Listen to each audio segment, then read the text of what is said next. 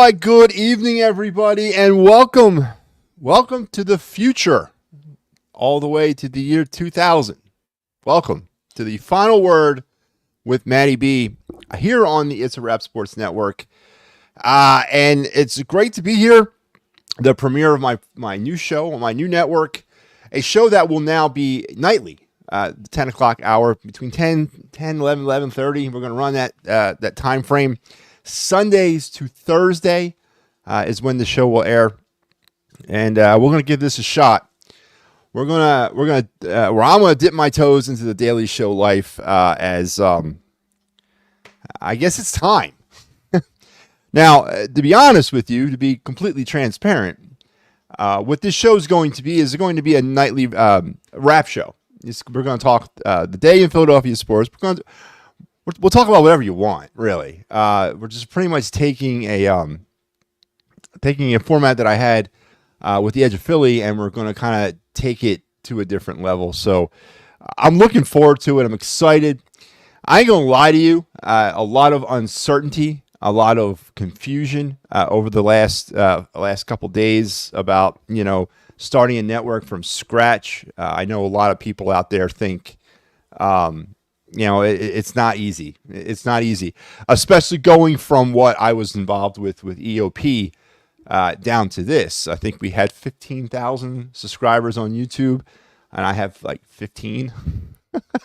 So obviously we're starting over, but I'm happy to be here, and I'm going to take what I started at EOP, and I'm going to try to continue it here with this show, with this network, and continue the dream, keep the dream alive.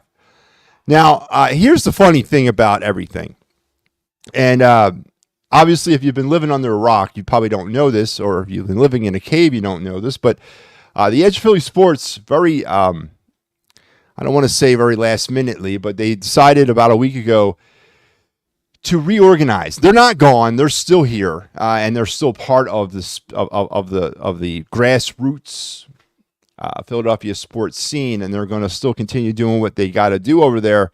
But they eliminated a certain kind of aspects from their show, or from their network, and I haven't really heard many people get into detail about what happened, and I'm prepared to do that tonight. I am. I'm going to talk about it. I'm not going to provide you personal details. I'm not going to divulge names. I'm not going to divulge reasons. But I am going to speak based on how it affected me over the last 8 days. And I know a lot of guys that bled for EOP and poured our hearts and our souls into what we were working for over there, are just as dumbfounded as I am about what happened. And first and foremost, this is not about the decision to go a different direction. I support that decision 100%. I stand behind the EOP leadership and the management about why they did what they did. I'm not sitting here. I'm not going to criticize that decision.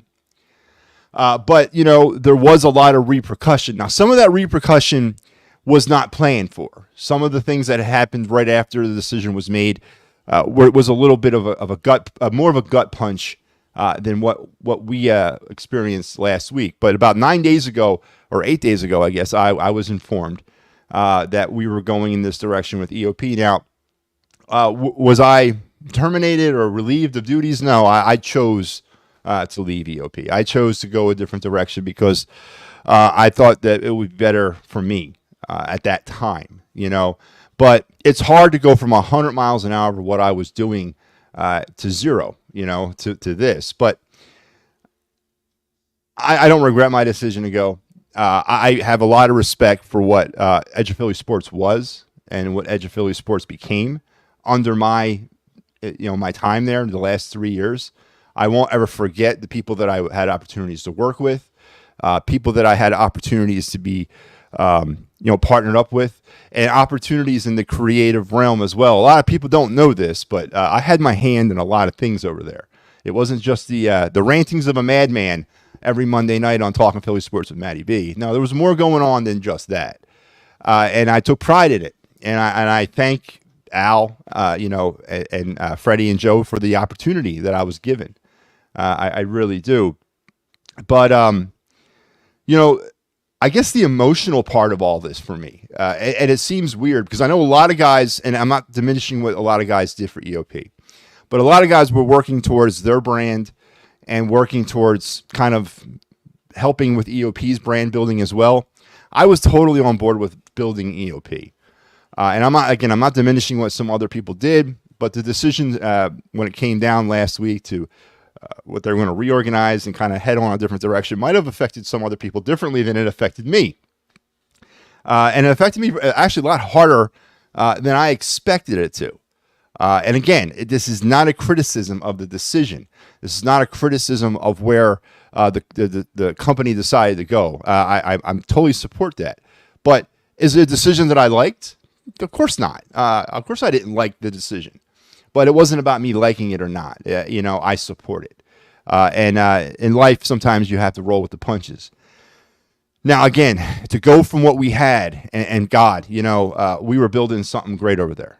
A lot of work was being put into the network by a lot of different people, to include me. And what we built and what we were continuing to build, made it very optimistic. And people were noticing us, for good or for bad, but they were noticing us. And in this business, it doesn't really matter if they notice you for good or for bad. It's just whether or not they notice you. And they were noticing us. And I guess more, I'm disappointed in the lost potential. I'm disappointed in not continuing to capitalize on what the momentum we had built. And as we move forward, and we're all moving separately, and that's great. I love the fact that the guys that I've spoken to over the past week have decided to continue on in different ventures. Phil over there with STT, he's going his own way, and I know there's some talk between Pat and Mike about what they're going to next do, and you got the Press Box Radio guys that are doing their own thing, or back to doing their own thing. I like the fact that they're not quitting, that we're all continuing on, and that's what this is for me. It's it's a rap sports network. It's basically me taking what I started at EOP on the digital side, or the show side. I'm not even started or even thought about what another platform would be, if creating a website or whatever, but and it's kind of just starting again. And this show tonight is the start of that for me. But I would be negligent if I didn't thank Al, and I didn't thank everybody at EOP for the opportunity that I had, and granting me the creative freedom, granting me the creative license to go basically whatever I wanted to do. The Fighting's Final was a risk. It was a huge risk by Al. I'll never forget the phone call that we had when I told him I wanted to do a Phillies post-game show, and he's like, it's 162 games, right? I'm like, yeah, man, don't worry about that. It's fine, it's fine. And, he's like, well, maybe you just do a series. We'll do one post-game show per series. I'm like, no, it's all or nothing, goddammit, all or nothing. And he did, and he went in, and those first few months of that 22 season of me doing the show by myself, I didn't realize I had bitten off more than I could chew, but I did realize the burden of trying to drive a 162-game post-game show by myself. And then, of course, you had the playoffs and the World Series run that year. But the byproduct of all that work was what the Fighting's Final became over the next 2 seasons. And I am proud of that work that was done. And I'm proud of everything that went into that show, not just by me, but by Al, by Pat, by Mike, by Sal, all the people that contributed to the success of the Fighting's Final. And that is not going to die. It's on this network, if you guys haven't noticed. And I know tonight I'm streaming off of both my YouTube channel, which if you're not watching this on my YouTube channel, there's the address down below. Please, begging you, go over there and like and subscribe. We need it. I need it desperately. But I'm also streaming off of EOP's Facebook. And I thank them for that.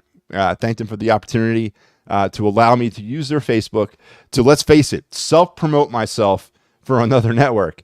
And I don't know how long that's going to last for. So please, everybody, like and subscribe on my YouTube channel so we can continue to bring you this.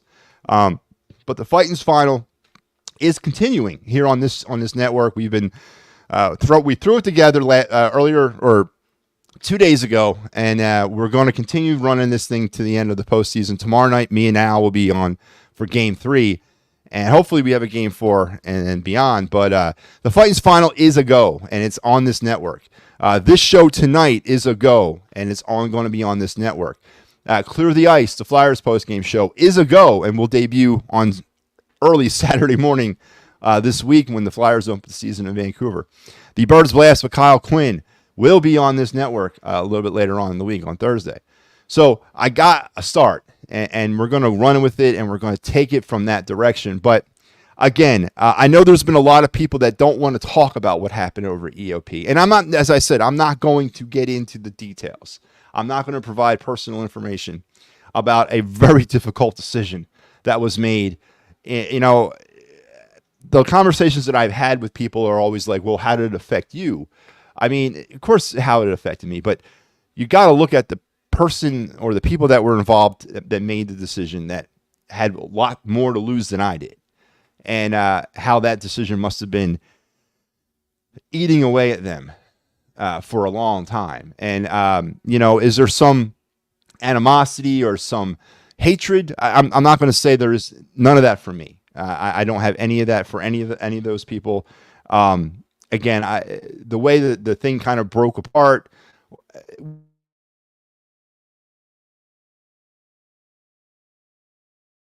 the gun either. I understand their feelings too. So it's just a whole big pile of what it is, to use an Big Al-ism there. It is what it is, and we got to deal with it. But I don't want to shy away from what happened. I do want to address it because it was a significant moment for me to go from 1,000 to 0 in a matter of a day. You know, I was literally putting together stuff for the Flyers season when I got the phone call.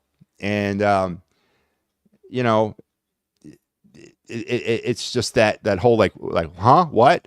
And now I do remember not necessarily thinking about my future with the EOP when I was told the news and why the news was broken, but I automatically went towards the people that made the decision and what those circumstances were and how that was affecting them. So I guess I can claim myself as a human being after all, because the MattyB of the past, that's a little bit more about MattyB, but I was very concerned about the people involved in the decision and what brought on that decision. So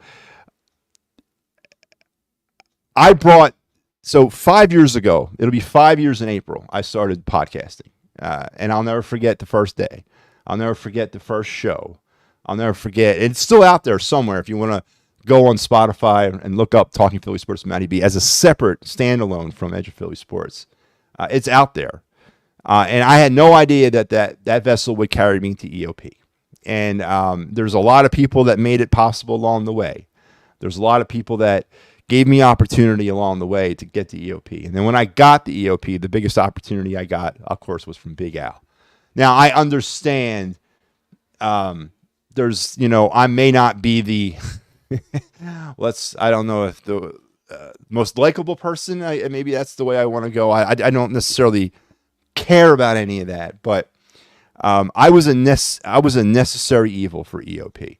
I was, and I like to believe that I was sent there to give them that kick in the ass that I did for them. And my takes are my own, and that wasn't an act, and it's not an act. But providing EOP the work that I did and getting the opportunity I got from them, I'll never be able to repay that. And but to see that all that work kind of just be taken away, you know, it was a little bit of a double kick to the junk, as Phil likes to say. So, but again, I'm not going to shy away from it. It happened, and it needs to be discussed, and the true feelings need to come out. As I said, it's not necessarily about the decision or what prompted the decision, but it affects people. It affected a lot of people, and it still is affecting me. But you know, out of that came this, and maybe this was where I was supposed to go all along. Maybe I was destined for this. I don't know, and I have no idea where this is going to lead me, and I have no idea. I am not EOP. I can tell you that. I'm not even an E. I'm like a lowercase e at this point. So I don't know where it's going to take me, but I'm glad it's taken me here. So let's talk about this. Let's talk about the final word with MattyB. So it is going to be a nightly show, and it is going to be MattyB. I mean, I'm not gone. I'm still here, and I will continue to be here. And I will continue giving you my venom every night. And it's going to, as I said, follow the same script somewhat as Talking Philly Sports did with MattyB. But, of course, this is going to be on a more of a daily thing. Obviously, it is a daily thing, so it's going to be more relevant to what's happening that day. After I get through this big rant, I'm actually going to do a show. And then maybe you'll understand a little bit more. But Sundays through Thursdays from 10 p.m. to 11:30, tentatively right now, depending on how these shows kind of break down and how they move apart. But and that's what we're going to do. Now, on nights where the post game precedes me, it depends on whether or not I'm hosting a post game show. If I'm hosting a post game show like tomorrow, which I am, then there won't be a show tomorrow night.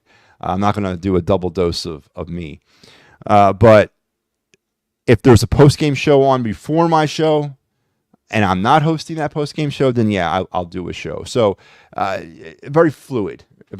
Just, again, go down to the YouTube channel, like and subscribe so you can be notified when this guy here goes live, and we can have some fun with it. But and also, I guess one last closing thing that I want to say to all the EOP people, staff, the people that were instrumental in, I think, the success of that network, because it was a success. It was a rousing success, and it was on its way. But to all the people that had a hand in it, and you know who you are, and who have gone off onto their own separate ventures, this is me offering this service to you. I will provide you free advertising from now until whenever, about whatever project you're working on. Just send me a graphic, send me a logo, send me an address, a web address, wherever you're streaming from, and I will be providing you free advertisement, again, to whenever. It's the least I can do for all the support that I received over the years. And then for all the EOP contributors, to the fans, to the people that would chime in and became part of, like, the most important aspect of what we did.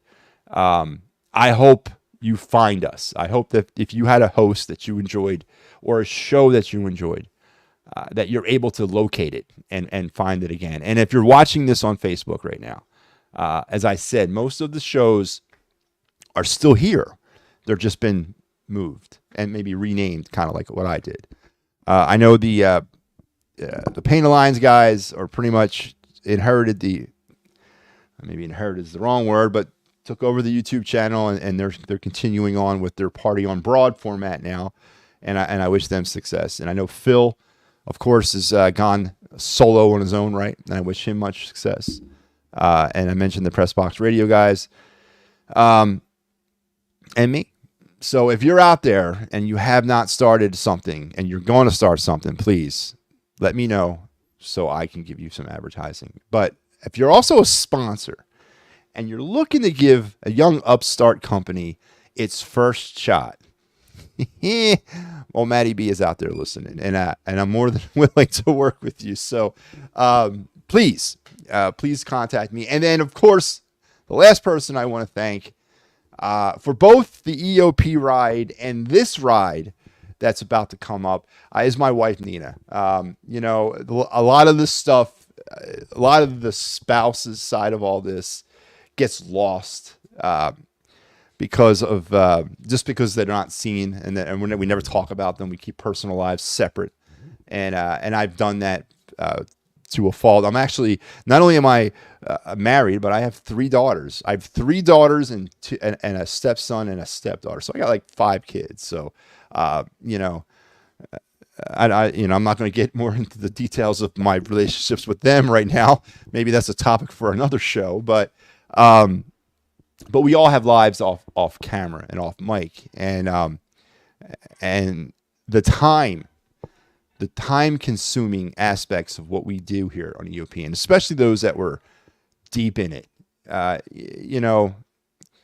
mentioned the Fightins final in 2022. running that thing by myself through the baseball season, which meant a lot of summer nights, a lot of vacation days, a lot of 4th of July nights, a lot of, hey, whatever we're doing, I got to break free for 2 hours, and I got to go after watching the game all day. I got to go and do this this post game show. All the time in front of a computer, uploading podcasts or creating graphics or writing articles. That comes at a personal sacrifice to the family at times. And Nina's been a trooper through it all. And when this news broke about EOP shutting down, and I told her about it, and she's like, "Well, what are you going to do?" And I pitched her this idea. She didn't bat an eyelash. She was 100% behind me. So I love you, Nina, and thank you very much. Obviously for the continued support as we again try to kind of take this venture forward. So, and as I mentioned, also the contributors, the fans, please, put your noses to the grindstone, your ears to the ground. We're out there, and just keep searching for us, and you'll find us. So that's it. That was my great EOP eulogy, I guess. As I said, EOP is not dead. I mean, they're there. They are going to continue to stream on their Facebook channel. They're going to continue to stream on their X, or not stream, but they're going to be running their social media sites. The No More website, I don't know if it's been shut down yet, but I think that's the plan. And no more shows right now. So, and who knows? Maybe one day EOP kind of fires up that machine again. But if they do, I wish them much success. And I do once again want to thank them for allowing me use of their social media platforms. And I think a lot of us are taking advantage of that as well. I know Phil's been doing that. So, and hopefully my show and Phil, who kind of started it, I hope we're the first two of more to come down the pike. And I hope people, as I said, don't quit, lick your wounds, reevaluate, and come back out swinging harder and faster. Because, if you're meant to do it, you're meant to do it. And, but it's a struggle and it's a grind. It really, truly, truly is. Thanks, Mike. I appreciate it. Yeah, Mike, from the lacrosse guys, I appreciate it. And again, they're out there too. So, just don't quit because of an opportunity that didn't work out. For whatever reason, if you were blindsided by it, if it was pre-known that you were not going to have it anymore, you can't quit. You got to use the metaphor of the swimming shark. If you stop swimming, you're going to die. So continue to swim. It's always darkest before the dawn. Whatever doesn't kill you makes, whatever friggin' cliche you want to use to keep you motivated. I'm motivated by the pure fact that I'm me. And I cannot deprive the public of this. I would be negligent in my duty to mankind to not continue this. And I would be judged at the end by my maker. And I don't want to be held accountable for depriving the Philadelphia sports public of MattyB, because I have a responsibility that I will follow to the grave. Hopefully that's for a lot of years to come. But no, I'm happy to be here. The network's called It's a Wrap, and the show is called The Final Word with MattyB. So nightly, I'm going to kind of go down that road and see how that works. I thought about doing a morning show, but there's no way in hell that I'm doing a morning show. I am not a morning person. It takes me like 2 hours to actually wake up after I wake up. And I was a soldier for 30 years. I don't. And Nina gives me crap about it all the time. I kind of rise out of bed, limp over to the couch, got to drink a Monster, got to hit the vape, and I sit there in like this weird catatonic, semi-catatonic state for about 45 minutes, and I can't talk to anybody, and I can't do anything. And she says, "How you were a soldier for 30 years? You were in combat for 6 times. How did you do it?" And the only answer I can have for that is we really didn't sleep much when we were in combat. So I was constantly always awake, kind of, and maybe that's how it worked. And that whole life and death thing kind of motivates you, wake you up anyway. So maybe that's what it is. But But yeah, so morning show was out. Afternoon show, yeah, again, there's too much activity here in the afternoon. So the best time for me to go would be at night. And I think it's the most appropriate time to have a person of my ilk to be on the air is at night for the more mature audiences out there who can handle the truth. Because what was once your most influential hour of your Philadelphia Sports Week, your most powerful truth and consequences hour of your week, has now become a daily show. So I will keep you on your toes every night, and I hope to hell you come on the journey with me over the next, God help me, 10,000 shows. And it all starts tonight. When I'm sitting at my palatial It's a Wrap Sports Network high rise down there somewhere in Center City, Philadelphia, kick back on with my feet up on my desk, you could always say that you were there on night one of the first show of the rest of your life. And that would be something that you could tell your grandkids about. So make sure that you're liking and subscribing, that you come along for the ride, and that we do this together. And the last thing I want to thank, and I truly am now going to turn the page after I do this. Actually, there's two more things I want to thank, and then I want to turn the page. The one before the last is, as I said, I started it and I kind of cut it off. But the Talking Philly Sports with MattyB program, I decided to let it die, or not let it die, but retire it with EOP. It was the vessel that brought me to EOP, but what it provided me and what it opened me up for with Edge of Philly, it was appropriate for me to burn that boat and then venture into the interior of the frontier on foot. And so after I don't even know how many shows, maybe 500, maybe 300, 350, between 350 and 500 between the podcast and the live shows over 3 years. It served me well. It served me well, and I'll never forget it. But it was time to retire it, and it was time to move on.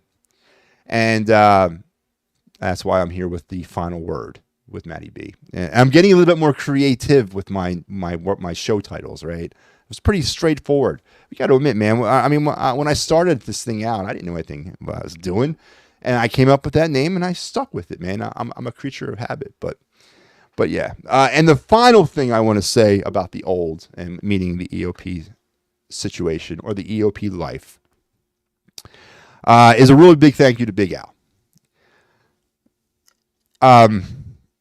Ultimately, the decisions to kind of go a different direction was, seated there, right? And I know not many people are going public with stuff like this, and I'm not going to question why they're not. I have my own reasons for why I wanted to talk about it, but for a guy that I reached out to one night over a mutual relationship I had with Kyle Quinn at the time, and reached out to Al via Facebook. I think it was a Facebook message that I sent to him. And, it started the relationship that I had with him. And as I said, it was funny because I'll never forget the first actual phone conversation we had. And I gave him the standard, I love sports. This is what I love to do. It's not work to me. It's enjoyment. I could do this 24 hours a day, 7 days a week. And he basically told me to pump my brakes, Skippy. And he didn't call me Skippy, or maybe he did. I don't remember, but I don't think he called me Skippy. And he told me to kind of just, pump my brakes and let things happen. And don't try to take on more than you can handle. And I said, no, man, what are you talking about? I can do it all. Now, of course, I could do it all, but he had no way of knowing that. And he's heard that 1,000 times before me. And ultimately, it turns out that it doesn't work, and that the person that says it drops the ball here, drops the ball there, and then eventually they just drop the ball completely. Because what he would later on tell me after a few months, maybe a year together on the network, he said basically what I just said. But he said the whole thing that he laughs about when people come to him and want to volunteer their time to start this venture is when they give the whole "this is not work to me" line. Well, if you're building something that you want to do full time in the sports media world, in a grassroots company, and if it doesn't start feeling like work, then you're just a hobbyist. And that's a problem, because what we're looking for is people who wanted to work to build this brand. And just because you have to work at something doesn't necessarily make it a unpleasant task, but it is work. And it was hard work. And I can sit here all day long and toot my horn about how much of the hard work I did, but the real heavy lifting was done by Big Al for all of it. The personnel, the money, the management, sponsors, everything was him. He was the single point of failure, single point of success. And again, I can sit here all day long and say, oh man, they worked me like a slave. They blah, blah, blah. Al doesn't hold I don't hold a candle to what Al did. And never batted an eye. He never gave me the woe is me speech. Matter of fact, it was quite the opposite. There was lots of conversations where I tried to but take away some of that, more of that burden off of him. And he just didn't feel like it was fair. And I'm not going to get into the reasons why he didn't feel that way. And for 3 years, we would go back and forth about these conversations. Come on, man. Give me more. Give me more. Oh, well, I don't want to. I'm like, I understand. So as I grow this network, and as I continue to be part of, hopefully, the dream that I set out 4 or 5 years ago, I will always remember Al. And I always will listen to his words in my mind about how to kind of handle certain situations, how to handle certain sticky situations within the network, personnel mainly. I'm not what you call a people person. I'm more of a people person than you think I am, but I am a pretty cold, calculated decision maker. Listen, this is what it is. We're moving forward. We don't have time. Again, that's the soldier in me. Don't blame me. Blame the system. I'm institutionalized. But Al was a little bit more personable, a little bit more people friendly, and you got to be in this business. So maybe if I ever do make it big, I'm going to have to hire someone to do that for me, so I don't have to be in that position. But I always looked at that sometimes with frustration. I ain't gonna lie. There was many moments with me and Al. I get frustrated with him for the way he was dealing with certain situations with personnel. And Al, you know what I'm talking about. Not going to get into any more details about any of that. But his calmer, cooler head always prevailed, and that is a hell of a leadership trait to have. And again, you never let him see you sweat, and that's what Al did a lot of. So, to the mentor he was, and then the friend he became, not working with him every day is probably the hardest thing that I'm going to have to get used to. Not having him be part of what we're building together is probably going to be the hardest thing that I personally have to get used to. And I, of course, wish him all the best. And he has an open invitation at any time to join this network in any capacity that he sees fit. There is no hiring process when it comes to him. He has an open slot here at the It's a Rap Sports Network at any time that he wants. So, Al, words cannot describe, or there is no thank you I can give you or provide you that would do you credit or give you the credit for the opportunity that you gave me, other than from the bottom of my heart. I love you and thank you. So, again, that's probably the hardest part about all this for me, is not being able to work with Al anymore. So, but anyway, out with the old, in with the new.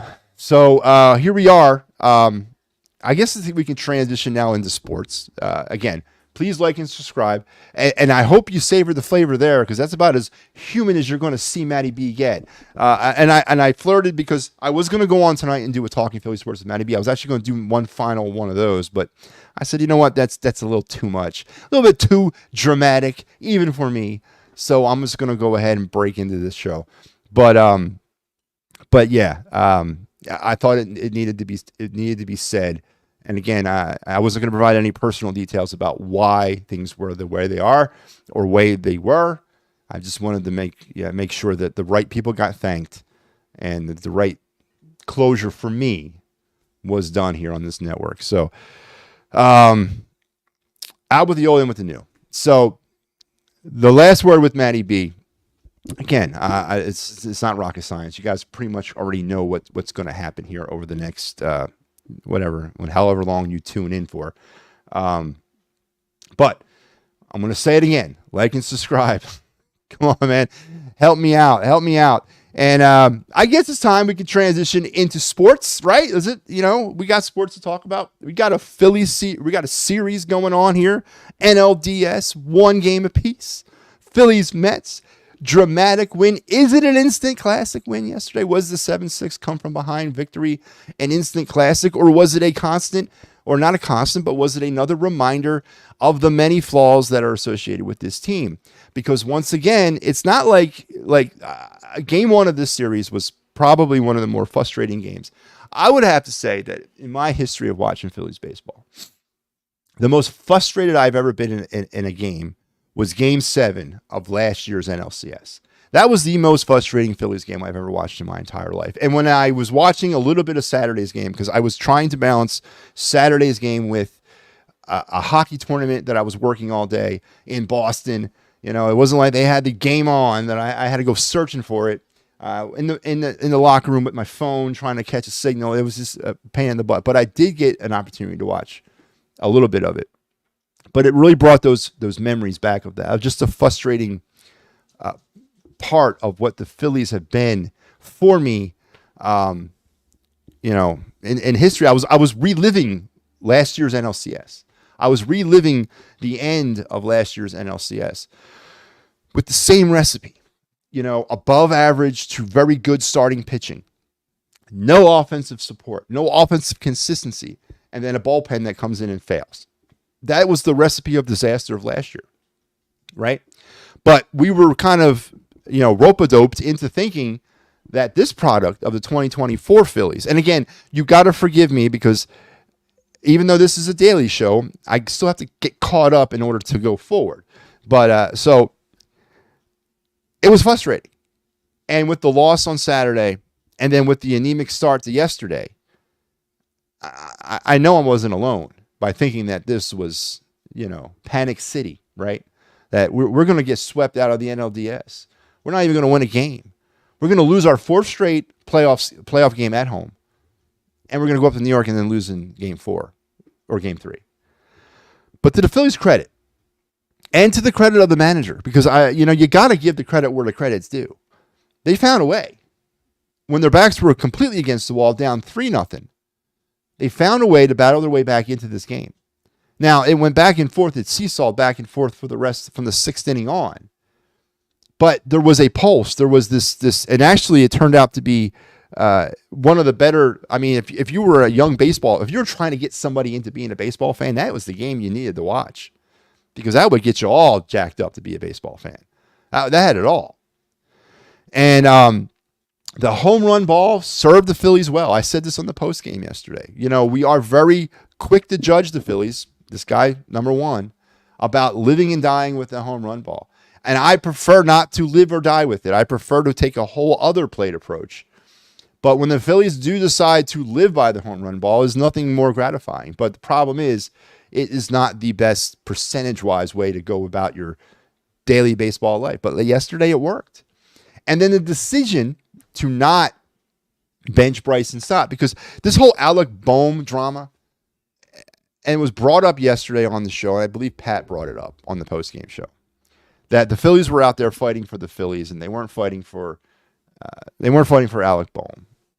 And I never really alluded to that and said that they were, but I think the benching of Alec Bohm was a straight message to the team.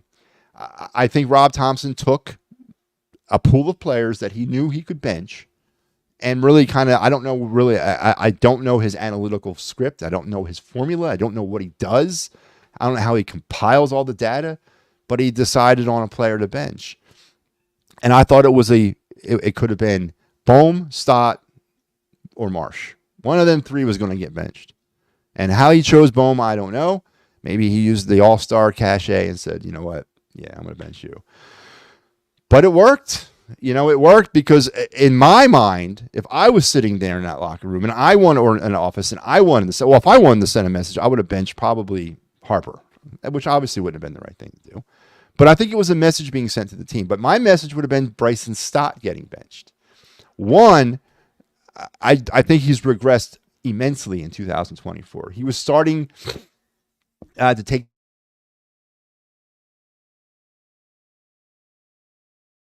for. He's as your fifth guy in the rotation. To me, I don't like it. I don't think he's a number 5 hole hitter. Anyway, you hashed it out, but it worked. Stott had the big triple. Then you had the big home runs by both Castellanos and Harper to kind of lead the way, and then the bullpen did enough. I mean, they did enough. Obviously, the bullpen problems are not going to go away, and they're not going to go away in the next week. They're here to stay for the rest of the season. Whether or not the Phillies can harness enough momentum out of that bullpen to try to limp their way to a championship, we'll see. But the Phillies battled and they won, tying the series up at 1 game apiece. And now the scene will shift up to Citi Field. Tomorrow night, Aaron Nola against Meneses is going to pitch for the Mets. And again, we have the post game for you here on this network immediately following the Phillies game tomorrow. Now, around the other happenings in Major League Baseball in the playoffs, of course, in case you missed it, and this is one of the things that might be cool about having a later in the night daily show. Now, in this case, we could have reported on it firsthand last night. But did you guys see all the drama happening out there in LA yesterday with the first inning takeaway home run? Mookie Betts jacked one, but it was pulled back into the stadium between the Dodgers and Padres. Then you had the pitching issues, the people getting hit in the 6th inning, the retaliation. Then you had the fans getting into it by throwing stuff at the center fielder Profar. I mean, this was, I don't know how to take this. And again, I'm not a big fan of the whole, well, if this was Philadelphia and we ended up doing this, it would be national news. It'd be international news if it happened in Philadelphia. But it really is not getting that much type of, is it, because it's LA and San Diego and LA and these people are not real fans. But if this was Philadelphia and we were doing this type of stuff, we would be plastered all over the newspaper. So, again, fairness has got to be fair. It's got to be across the board. So the criticism of the way the Dodger fans handled themselves yesterday against the Padres, it's got to be fair across the board. I love the back and forth. I love the drama. I love the rivalry thing. And this is what happens when 2 division rivals enter a playoff series together. And this could also be a prelude, and I'm not talking, nor am I advocating fans start throwing things at Mets players from the outfield and CBP. I'm not advocating that, but this could be a prelude to what might happen in the Philly-Mets series. Now, yesterday's blowout by the Padres probably kind of preempted all this behavior, both from the Dodgers and their fan base. But I love it, man. I love the division rivalry aspect of playoff baseball. I love the division rivalry aspect of any playoffs in the sporting world. And I know baseball had a standing rule for a couple of years before they expanded the wild card to where division rivals couldn't play each other in the first round. I'm glad they got rid of that. And it shouldn't be that way. They should go right into each other. And, you're witnessing some really, really good drama baseball. And then again, I'm not advocating for the fans to start throwing things at players, but you got to love the energy, man. You got to love it. I did not have an opportunity to go to any of the games down at Citizen Bank Park over the weekend, and I know I heard the energy was off the charts, but I also heard it was a wafting energy. It was very rise and fall. It wasn't a constant energy. Now, that could be because of the inconsistent play of the team and all that, but that energy at any ballpark, especially in Philadelphia, is just crazy. And so we're deep into the playoff run. You got fans acting up. You got bench clearing situations in LA. You got the Phillies battling their way back from the depths of hell and taking game 2 And then tomorrow night we got game 3, Phillies, Mets. Also, Alec Bohm has been reinstated into the starting lineup, and I guess I didn't really finish my thoughts on that. It was a message, a straight message to the team. Whether or not it's going to work long term, I don't know. But how can you justify benching any player who's coming off a 1-week break? It's not like I know Bohm struggled down the stretch and he disappeared for the last, 15, 16 games of the season. But he had a week off just like everybody else did. How do you justify benching him coming right out of that? And I know he played game 1, but you bench him after 1 game. So I think it was a message. And it would be a more of a valid message if they would bench him for longer than just game 1. But Bohm will be back in the lineup, and the Phillies will be back at it tomorrow night against the Mets in Citi Field. So stay tuned, as I believe 5:08 is the pitch time for the first pitch. So around 8 o'clock should be when the Fighting's final debuts. So make sure you're tuned in right here on the It's a Wrap Sports Network with the YouTube channel. Again, as I said, I've had the ability right now to broadcast from EOP's Facebook and X, but I do not know how long that will be. So I will be on, it'll probably go down exclusively on the YouTube thing. So make sure you're looking for us out there. The other thing I want to talk about that's pretty hot, and we're going to try to wrap this up a little bit, but the Flyers, I mentioned the Clear of the Ice is coming back to the network on Friday night. Flyers will start their 24-25 season on a Western Canadian road trip, starting in Vancouver on Friday night, taking them to Vancouver, Calgary, Edmonton, and I believe finishing up in Seattle before they come home to play Vancouver. Why we're doing it like this, but whatever. And today the Flyers announced their roster. That's right, the 2024-2025 initial opening day roster for the Flyers was announced, and there's a couple of surprises, and we have some initial line combinations. I do want to go over those because I find it very interesting. Your first line right now is Michkov on the left, Couturier in the center, and TK on the right. Let's talk about that line right off the bat. I've kind of hemmed and hawed around and round about whether or not Michkov would be better served with, say, Morgan Frost as a line mate. Now, we can talk about the other player that made the team out of nowhere, but I think that, honestly, I guess the decision initially, and the way the Flyers run lines or the way Tortorella runs lines, you don't really know how much time Michkov's going to actually spend on that line with Couturier, but I don't know, man. I think taking advantage of Michkov's playmaking ability, and I'm not saying Frost is a better center than Couturier. I'm not saying that at all. But what I am saying is I think he has a better offensive potential output when you have a playmaker like Morgan Frost, who really demonstrated his ability to be that playmaker last season. Maybe not necessarily a goal scorer, but he is definitely a distributor.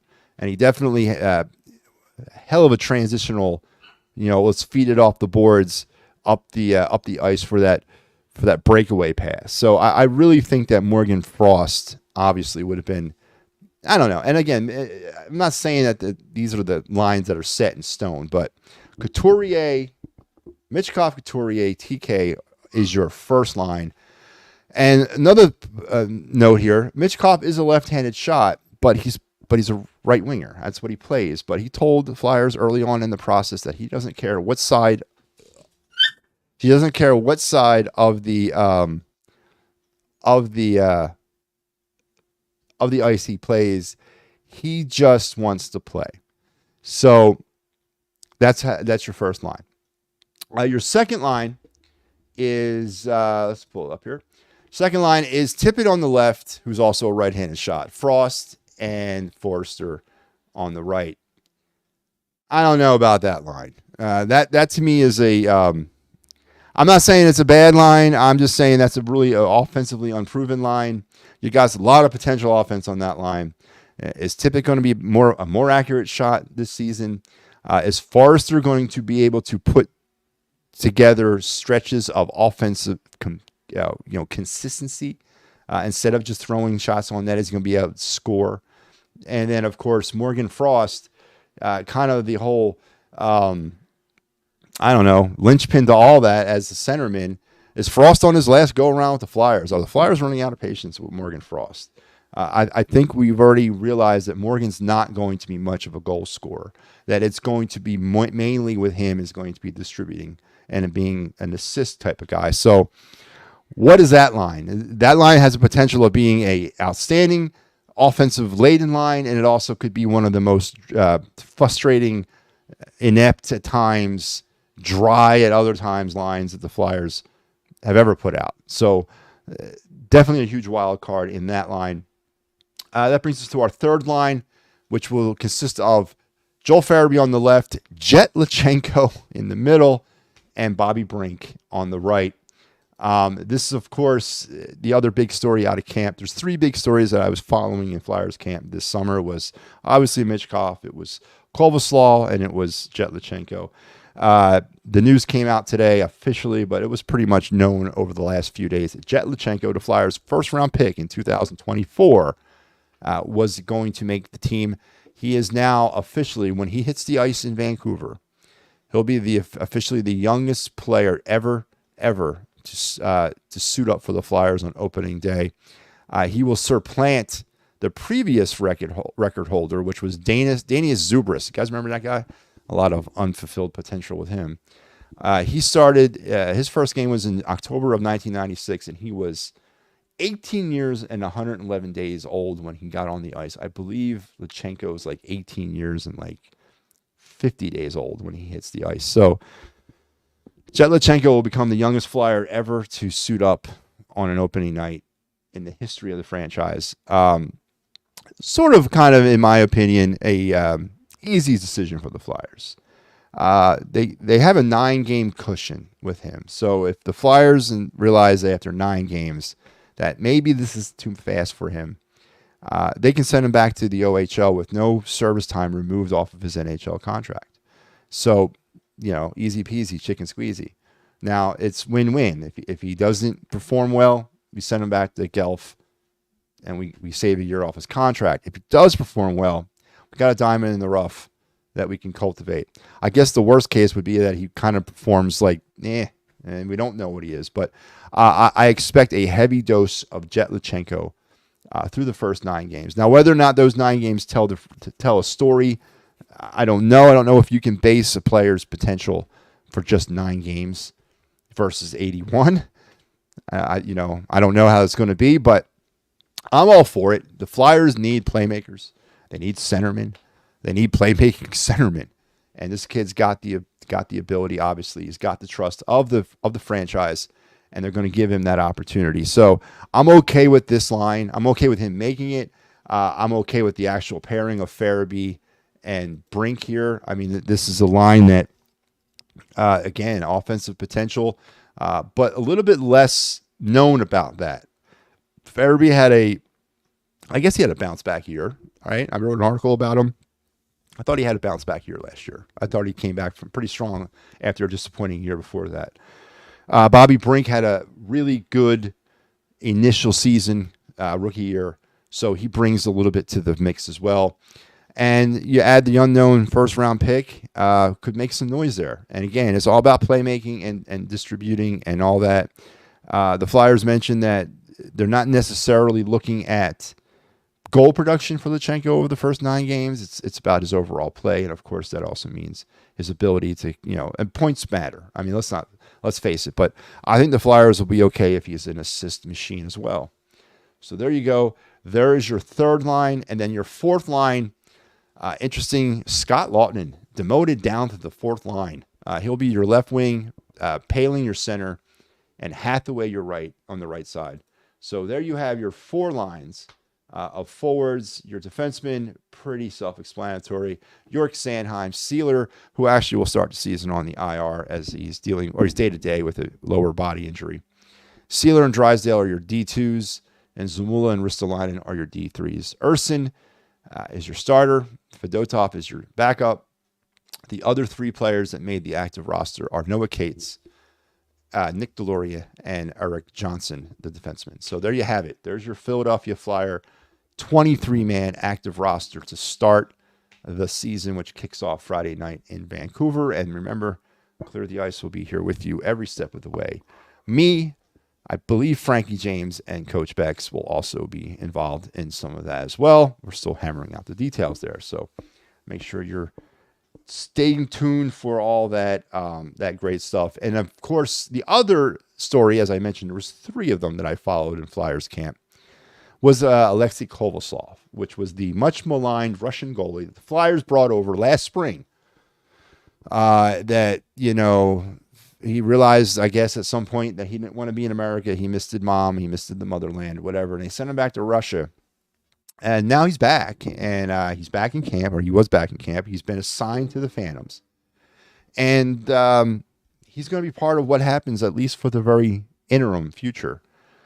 Danny Briere had a presser today, and the question about Kovalev was asked about, well, are you open to lending him back to the KHL? Now, Danny was very upfront and very, very tight on the fact, no, earlier on in this process, he's not going back to the AHL. He's got a contract with us, or he's not going back to the KHL. He's under contract with us. He's going to play with us, or he's not going to play. But today, it was different. He said, you know what, we'll kind of reevaluate this. So makes me think that there was maybe some negotiating involved. There was some sort of compromise made by the Flyers to get him back over here. And as I've given you my theory on my last show, I gave you my theory about the whole Kovalev thing. I honestly believe that this move, which of course they signed him to his ELC last September, then they immediately loaned him back to the KHL. Why?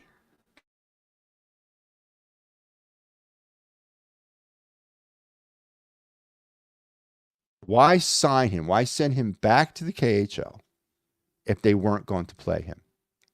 And obviously, I think one of the things coming out of that has been the Carter Hart drama. I think the Flyers were, I don't know if they knew more than everybody else of the situation, or they were involved in the situation more than anybody else, but I think they were really trying to protect themselves about the Carter Hart thing. So they went ahead and signed him. Now, what the pretenses of what they got him to agreed upon to sign, I don't know. Was there guarantees made? But he really seems to not want to be in the AHL, and I really have a hard. And if it's his personality and his character, he thinks he deserves to be in the NHL without ever playing in the NHL, then that's a problem. But I have a hard time believing that's really what he's about. I think the Flyers promised him some stuff, and then they went back on it. I really do. So, but he's back. For how long, I don't know. And we'll move forward from there. So, but we got Flyers hockey starting here inside the week. And I can't wait. Again, Friday night in Vancouver, the Flyers will kick off the 24-25 season. And we will have that covered here on the It's a Wrap Sports Network with our Most Said Fighting's Final, with the Clear the Ice program. Again, It's a Wrap. Make sure you like and subscribe. Last thing I want to talk about, why can't I have to talk about the Philadelphia Eagles, right? The Eagles are coming off their bye week and about to take on the Cleveland Browns this Sunday at the Link. Cleveland Browns are probably the one of the team in the NFL that's in worse shape than the Eagles are. Eagles, I think, enter the game as 9-point favorites. I want to say something crazy like that. I don't have confidence that the Eagles are going to win this game. And if they don't win this game, oh boy. A worse situation is going to get really bad. There's still more things coming out in the locker room about, the fact that they have no respect for the head coach. They are going to come back a little bit healthier, obviously. The 2 wide receivers, Brown and Smith, will be back. Lane Johnson should be back. And they'll be a lot more healthier, rested coming off the bye week. Nick Sirianni should be coaching this game like it's his last in the NFL. Because this might be his last in the NFL if they lose. And I think the one question that I'm going to bring up to Kyle Quinn here later in the week when we do the Birds Blast is, and me and Kyle have spoken about this pretty openly, do the Eagles need to win with style, or do the Eagles just need to win? I heard a Phil on the Trending in the AM program, had a beat reporter on his show on Friday, the biggest homer reporter I've ever heard in my entire life. I mean, this guy... Al would get a toothache listening to this guy talk, how much of a homer this guy is. went on about how Eagles fans are spoiled rotten because we expect the Eagles to go out there and blow teams out every week. That's the biggest load of bullcrap I've ever heard in my entire life. And that he's like, in the NFL, you don't win games like that. No kidding, buddy. No kidding, you don't. But the Eagles haven't won a clean dominant. The Eagles have not dominated an opponent or won a game cleanly in going on a calendar year. And the wins that they've had have all been those greasy type wins where the ball bounced their way or the call went their way. That's all their wins in 23 basically were. I mean, with maybe the exception of the Dolphins game and maybe the Vikings game early in the season, which again is about a calendar year away. But every other win the Eagles had last year was some hokey doke penalty that wasn't called, a interception that was not, upheld, or turnover, whatever. It was all weird stuff, right? And then their losses have been just totally garbage. So the Eagles haven't played a clean, crisp football game in a very long time. So the question I have, does the Eagle fan base need to see a dominating 48-0 win in order to kind of call off the dogs? Or would they accept a 12-10, ugly ass win, but it's a win? And that's going to be a question that I'm going to bring up to Kyle on Thursday. Make sure you're here around 6:30 on Thursday so you can hear his response. And so the Eagles will get things kicked back off here on Sunday, and we'll get this thing rolling again. And that's going to do it, man. My first show in the books. Remember, I told you, for prosperity purposes, remember where you were for this show. I want to thank everybody for watching. I want to thank Mike for chiming in. And I know, again, going from what was at EOP to what is now, it's going to be a state of reorganization. Oh, by the way, all the cross guys, I'm sorry, Mike, that I don't give you guys the proper due. The all the cross guys are also back out there on their own. So if you're looking for the most, extensive lacrosse coverage, research the all lacrosse guys. They're all lacrosse. They're up there on YouTube as well. So again, another one of the former EOP shows. Free advertising for you guys as well. So I want to thank everybody for watching. I want to welcome everybody to my new journey.